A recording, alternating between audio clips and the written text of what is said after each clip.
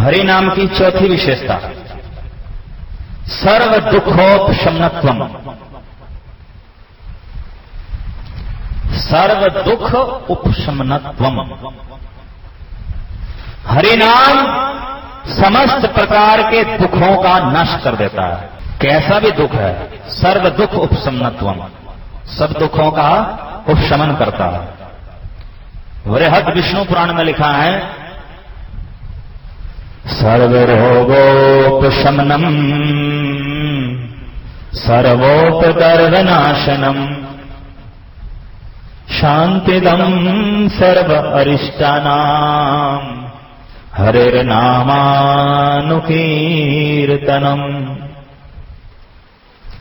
हरे नामानुकीर्तनम। वैष्णवों के अनुगत्य में रहते हुए हरि के नाम का संकीर्तन करने से, कीर्तन करने से, कीर्तन और संकीर्तन में पता कितना फर्क है।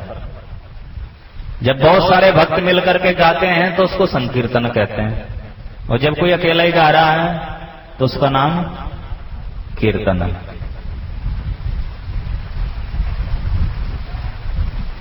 दो गा रहे हैं तब तक कि वो कीर्तन है, दो चार तक तो कीर्तन ही है, जब ज्यादा समूह हो जाता है तो उसको संकीर्तन कहते हैं। हरिर नामानुकीर्तन। वैष्णवों के अनुगत्य में रहते हुए, शरणागति में रहते हुए हरि के नाम का कीर्तन करने से सर्व रोगोपशमनत्वम, सब रोगों का नाश होता है। नंबर 1 सर्वोपदर्व नाशनम, सभी उपद्रव विघ्नों का नाश होता है। शांतिदम सर्व अरिष्टानाम, और जितने भी अरिष्ट हैं, जितने भी अशुभ हैं, अमंगल हैं, उन सब की शांति हो जाती है। अब देखो, जो हरि के नाम का कीर्तन करेगा वैष्णवों के अनुगत्य में, उसको कोई नवग्रह की शांति कराने की जरूरत नहीं है। विष्णु पुराण कह रहा है, मैं केवल दोहरा रहा हूं। शांतिदम सर्व अरिष्टानाम, जितने भी अशुभ हैं, अमंगल होने वाले हैं, उनकी सबकी शांति होती है, ग्रहों की शांति हो जाती है, उपद्रवों का नाश हो जाता है। इसलिए गणेश जी की पूजा करने की जरूरत नहीं रह जाती, उपद्रवों का नाश हो जाता है। और नाना प्रकार के कर्मकांड करने की जरूरत भी नहीं, क्योंकि दुखों का भी नाश हो जाता है। ये विष्णु पुराण ने कहा। अब ब्रह्म वैवर्त पुराण, ब्रह्म वैवर्त पुराण कहता है सर्व पाप प्रशमनम सर्वोपद्रव नाशनम सर्व दुख क्षयकरम हरि नामानुकीर्तनम। घुमा फिरा करके यही बात लिखी है। वैष्णव की शरणागति में रह करके हरि के नाम का कीर्तन करने से सर्व पाप प्रशमनम, सारे पाप का नाश होता है। सर्वोपद्रव नाशनम, सब विघ्नों का, उपद्रवों का नाश होता है। सर्व दुख क्षयकरम, और सभी दुखों का नाश होता है। हरे कृष्ण कृष्ण कृष्ण हरे हरे, हरे राम राम राम हरे हरे। मैं चाहता तो केवल भागवत से भी नाम की महिमा सुना सकता था, लेकिन उससे श्रोता सोचते हैं कि तो गीता भागवत प्रचार समिति के प्रचारक हैं, गीता भागवत के प्रचारक हैं, तो इसलिए गीता भागवत को मानने वाले तो गीता भागवत को ही बड़ा कहेंगे, कोई और दूसरा शास्त्र कहे तो माने। इसलिए हम सारे शास्त्रों से बता रहे हैं कि जो हम कर रहे हैं हरि नाम संकीर्तन, वो सब शास्त्र उसी की सलाह देते हैं, उसी का आदेश देते हैं। इसलिए बात प्रूव हो जाती है कि भागवत ने जो कहा वो परम सत्य है। श्रीमद् भागवत के 12वें स्कंद के 12वें अध्याय के 48 नंबर श्लोक में श्री सूत जी शौनक आदि ऋषियों से कहते हैं, संकीर्तमानो भगवान अनंतः श्रुतानुभावो व्यसनम हि पुंसा परमेश्वर चित्तम विधुनोति शेषम यथा तमोर्को अभ्रमिवाति वातः। यथा तमो अर्को, अर्क माने सूर्य। जैसे सूर्योदय होते ही अंधकार का विनाश होता है, और जैसे अतिवाता प्रबल वायु अर्थात तूफान, जैसे अतिवात अर्थात प्रबल वायु या तूफान आंधी अभ्रमेव बादलों को, अभ्रम माने बादल, बादलों को तितर बितर कर देते हैं, छिन्न भिन्न कर देते हैं। जैसे प्रबल आंधी प्रबल झंझावात बादलों को छिन्न भिन्न कर देते हैं, जैसे सूर्य अंधकार का नाश कर देता है, वैसे ही जो अनंत भगवान श्री कृष्ण का संकीर्तन करने वाले हैं अथवा उस संकीर्तन को सुनने वाले हैं, तो ये हरि के नाम का संकीर्तन प्रविश्य चित्तम, कानों में घुस करके चित्त में चला जाता है, मन में चला जाता है। विधिनोत्य शेषम व्यसनम ही पुंसाम, उस व्यक्ति के सारे दुख और दुख के कारणों को धो डालता है, नष्ट कर देता है, सारे दुखों को नष्ट कर देता है। क्योंकि दुख कहां लिखा है? सूक्ष्म शरीर में रिकॉर्डिंग है। प्रारब्ध की रिकॉर्डिंग कहां है?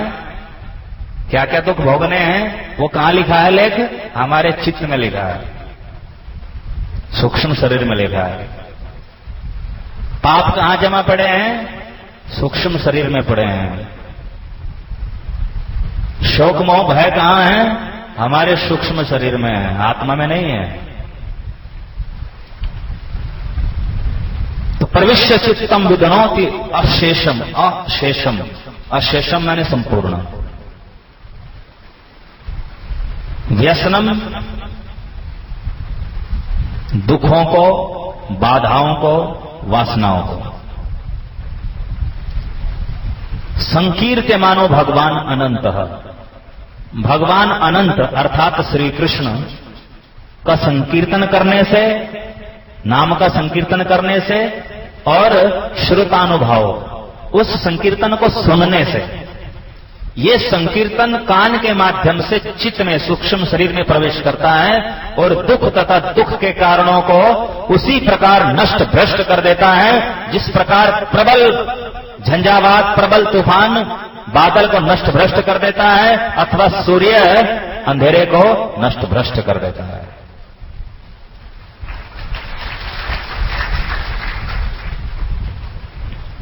विष्णु धर्मोत्तर नामक शास्त्र में लिखा है, आर्ता विषण्ण शिथिलांच भीतः घोरेषु च व्याधिषु वर्तमानः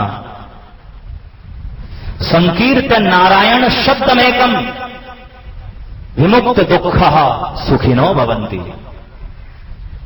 अर्थात आर्ता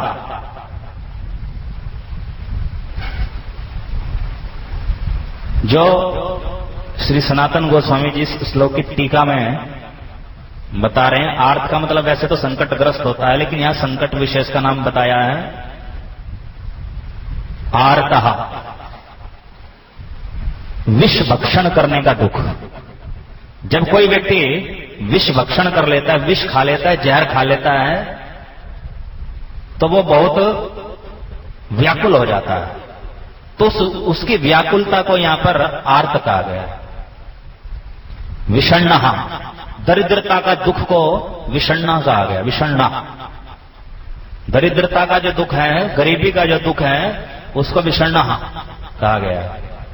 शिथिलांच भग्न देह, शरीर का कोई अंग भंग हो जाना, अंग टूट जाना, फ्रैक्चर हो जाना, उसको शिथिलांच कहा है। भीता, शत्रु के भय को भीता कहा है।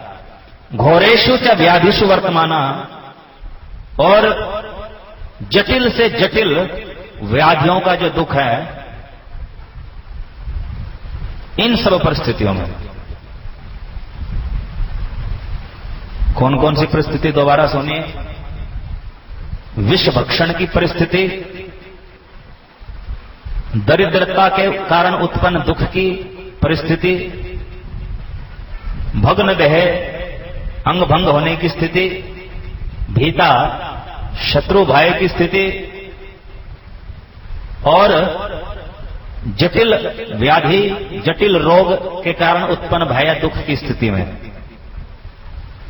संकीर्त्य नारायण शब्द एकम, अगर कोई केवल एक शब्द नारायण का संकीर्तन करता रहता है, एक ही शब्द नारायण, तो विमुक्त दुख, वो सब दुखों से मुक्त कर दिया जाएगा, सुखिनो भवंती, और वो सुखी हो जाएगा।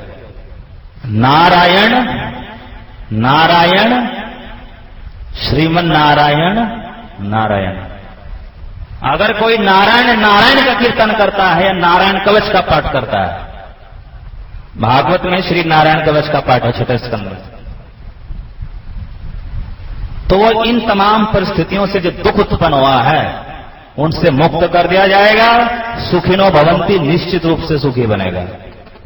संकीर्तन नारायण शब्द एकम विमुक्त दुखा सुखिनो भवंती। एक नारायण शब्द का संकीर्तन करने मात्र से विमुक्त दुखो सुखिनो भवंती। अब दुख तो और भी बहुत सारे हैं जी। तो एक बहुत भारी दुख विष्णु धर्मोत्तर में ही बताया गया है, प्रेतात्माओं का दुख, भूतों प्रेतों का दुख, भूतों पिशाचों का दुख, ये भी बहुत भारी दुख होता है। कुछ लोग कहते हैं कि भूत प्रेत नाम की कोई चीज नहीं है, ये तो अंधविश्वास है।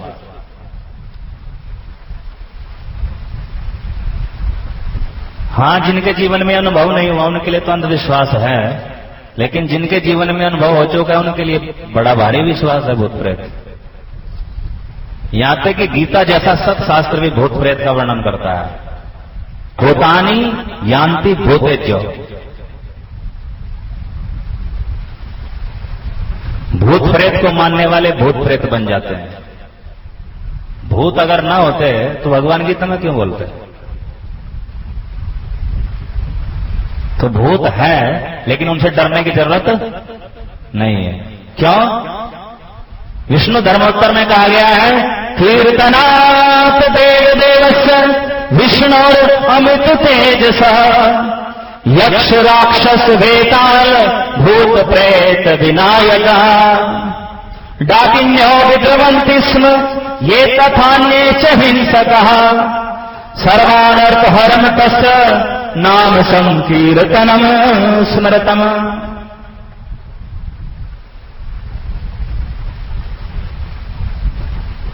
अमित तेजस्वी विष्णु और अमित तेजस अर्थात अतुलनीय तेजवान भगवान विष्णु, भगवान श्री कृष्ण, जो कि देवों के देव हैं, देवों के भी स्वामी हैं, उनका कीर्तन करने से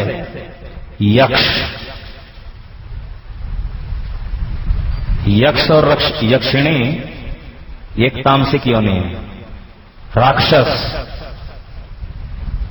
ये भी तामसिक है, वेताल, वेताल भी एक प्रकार का प्रेत है जो पेड़ों पे उल्टा लटकता है। भूत प्रेत, जिस भूत के पैर से देवभूत, जिसके उल्टे वो प्रेत। भूत प्रेत विनायक, विनायक भी एक प्रकार की तामसिक शक्ति है और इनके राजा हैं गणेश जी जो सतोगुणी है। डाकिन्यो, डाकिनी जो बच्चों को खासतौर पे या गर्भवती महिलाओं को ज्यादा परेशान करती है, डाकिनी। विद्रवंती, नष्ट भ्रष्ट हो जाते हैं, भाग जाते हैं।